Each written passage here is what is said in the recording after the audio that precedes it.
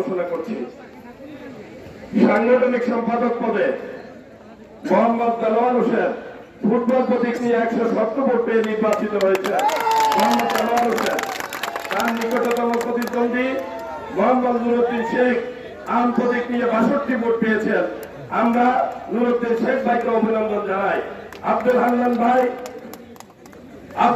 ভাইও ভালো ভোট পেয়েছেন, আমরা ওনাকে ধন্যবাদ জানাই, অভিনন্দন জানাই।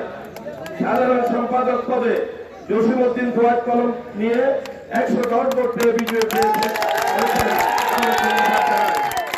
তার নিকটতম প্রতিদ্বন্দ্বী নুরুল আমিন মোরগ প্রতীক নিয়ে 81 ভোট পেয়েছেন। আমরা নুরুল আমিন ভাইকে ধন্যবাদ জানাই, উনি আমাদের সহযাত্রী হিসাবে আজীবন থাকবে বলে আমরা বিশ্বাস করি। সভাপতি পদে মোহাম্মদ কামাল হোসেন চেয়ার প্রতীক নিয়ে 129 ভোট পেয়ে নির্বাচিত হয়েছে।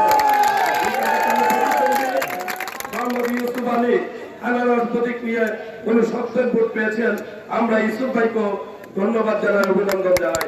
সংগ্রামী সাথী বন্ধুরা,